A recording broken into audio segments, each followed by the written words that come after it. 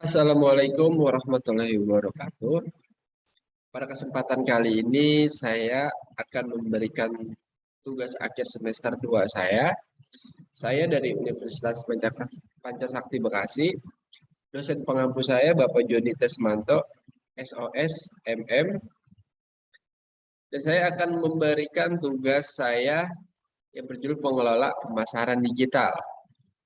Nama saya sendiri Galuh Kumara, NIM saya 18925103006. Prodi saya Manajemen A, Fakultas Ekonomi dan Bisnis. Di sini saya akan menguraikan apa pengelola pasar digital. Satu, menentukan target pasar dan pilihan produk.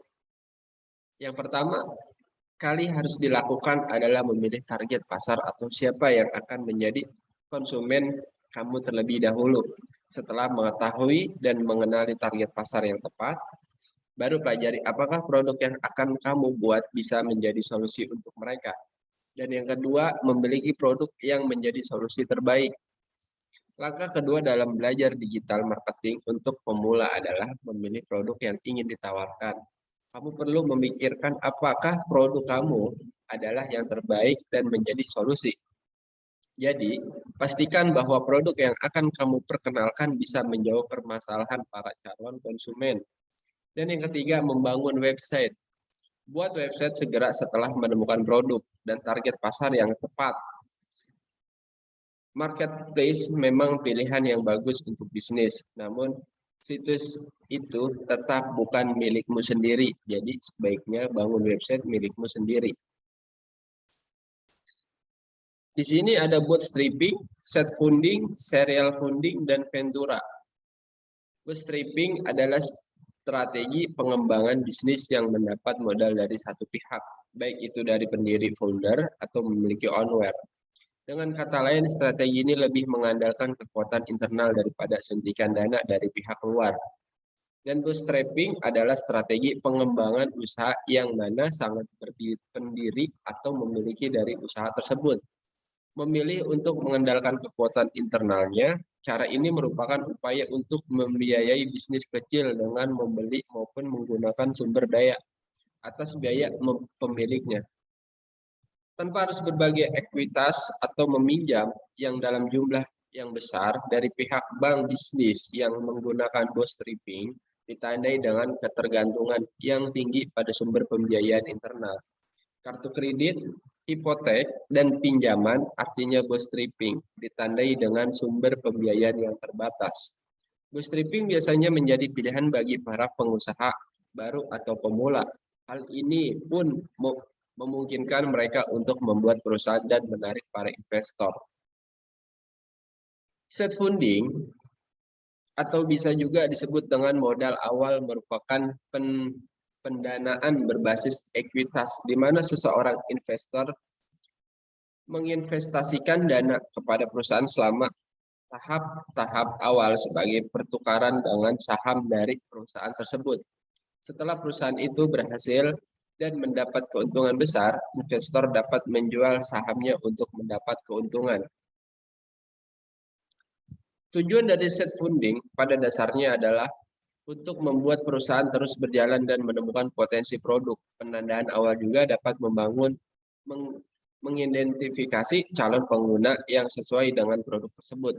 Tak hanya itu, modal awal dapat membantu merekrut staf, memiliki kantor representatif, dan kepentingan operasional lainnya. Modal Ventura adalah suatu investasi dalam bentuk pembiayaan berupa pernyataan modal ke dalam suatu perusahaan swasta sebagai mitra usaha untuk jangka waktu tertentu. Perusahaan modal Ventura, Ventura Capital Company, adalah badan usaha yang melakukan usaha pembiayaan penyertaan modal ke dalam suatu perusahaan yang menerima bantuan pembiayaan. Investor company untuk jangka waktu tertentu dalam bentuk penyertaan saham, penyertaan melalui pembelian obligasi, konversi, dan atau pembiayaan berdasarkan pembagian atas hasil usaha. Strategi pitching.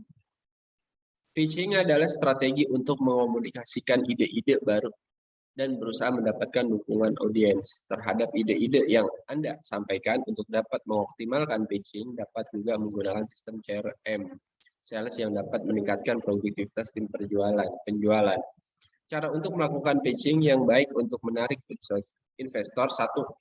Langsung menjelaskan masalah utama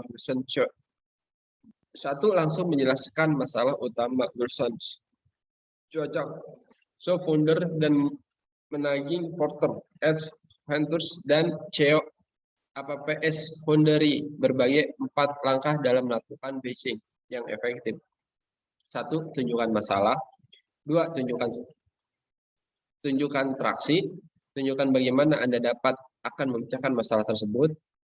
Ungkapkan beberapa besar pendanaan yang Anda inginkan. Berapa besar pendanaan yang telah Anda peroleh dan dari siapa saja.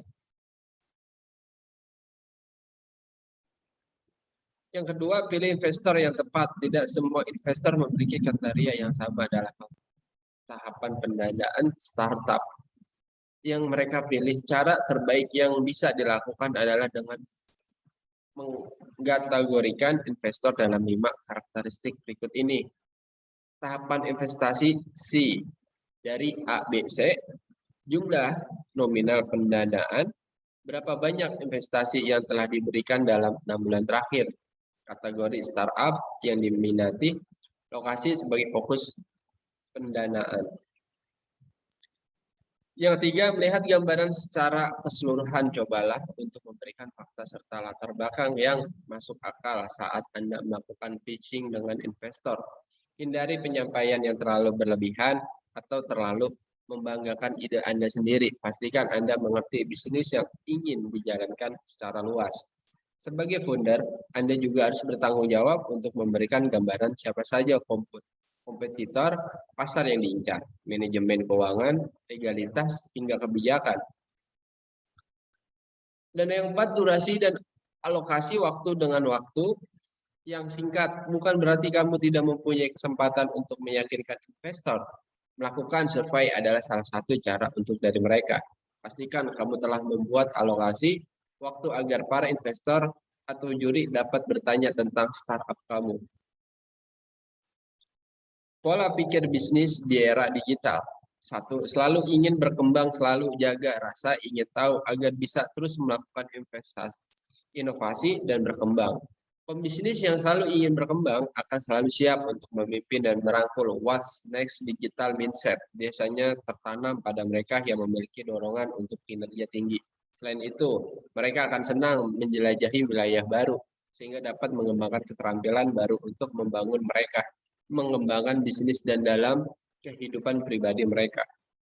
Yang kedua, melakukan pendekatan global dunia benar-benar menjadi tanpa batas dengan WhatsApp, Facebook, Snapchat, Instagram, dan sejenisnya. Jarak bukan lagi halangan untuk menjalin kemitraan. Kemampuan untuk berkontribusi pada proyek dengan berbagi ide melalui koneksi lintas batas sudah menjadi hal yang biasa. Orang-orang dengan digital mindset memiliki semangat untuk menyelaraskan dan terhubung satu sama lain, terlepas dari jarak dan zona waktu. Pribadi ini akan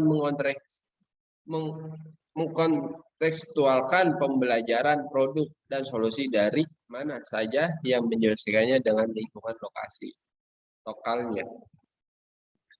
Pengelola kenaikan kelas usaha. 1.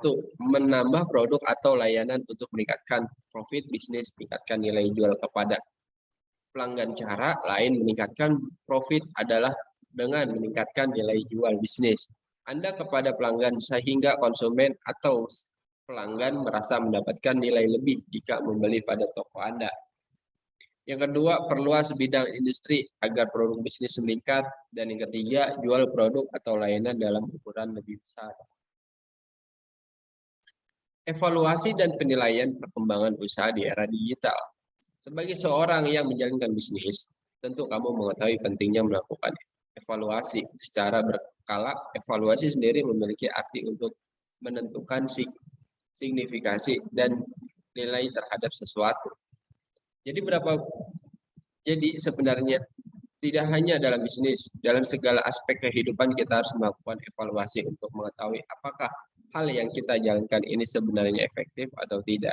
Dalam evaluasi bisnis biasanya akan menggunakan beberapa kriteria tetap yang akan mengarahkan kamu mendapatkan solusi untuk beragam masalah yang ditemukan dan membuat bisnis semakin bertumbuh. Hal ini akan membantu kamu mengetahui sejauh mana harapan konsumen pada bisnismu, hingga apa saja hal yang harus ditingkatkan untuk membuatmu lebih. Perbedaan P2P, lending dan crowdfunding. Sederhana, P2P lending memberikan dana dalam bentuk utang, sedangkan crowdfunding berupa sumbangan atau donasi. Namun meskipun berusaha berupa sumbangan atau donasi, penerima dana, peminjam atau debitur tetap perlu mengembalikan uang yang lebih diterima dalam waktu yang sudah ditentukan. Menemukan ide usaha digital. Membangun toko online adalah membuat sebuah website atau platform sebagai sarana bagi transaksi pembelian produk secara online. Karena potensi bisnis e-commerce yang besar di Indonesia, berjualan online merupakan salah satu ide bisnis digital terbaik. Menaruhkan jasa pembuatan website. Jika Anda seseorang developer, kemampuan Anda membuat website yang menarik bisa menjadi bisnis digital yang potensial. Saat ini dibutuhkan akan website semakin meningkat, baik untuk instansi pemerintah, perusahaan, maupun individu. Walaupun banyak cara untuk dapat membuat website dengan mudah, untuk kustomisasi yang lebih rumit diperlukan keahlian programmer tingkat lanjut yang hanya memiliki oleh seseorang web developer. Jasa desain grafis. Bagi kamu yang punya keahlian desain grafis, menawarkan jasa mendesain adalah pilihan tepat.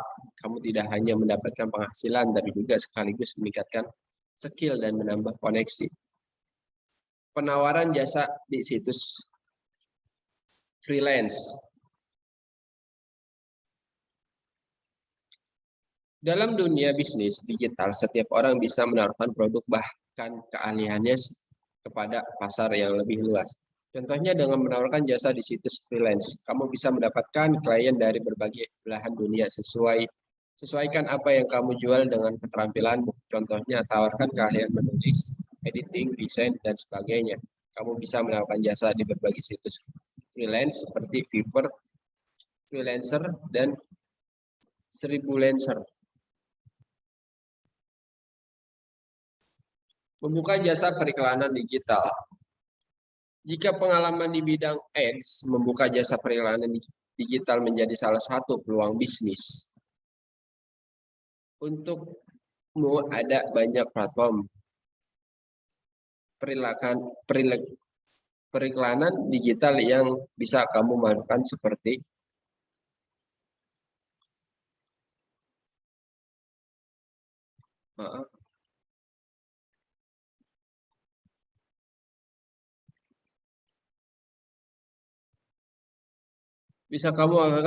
Google Ads, Google AdMode, dan sebagai media sosial yang menyediakan fitur ADS. Kamu bisa menyasar bisnis yang belum mengenal digitalisasi usaha sebagai target pasar.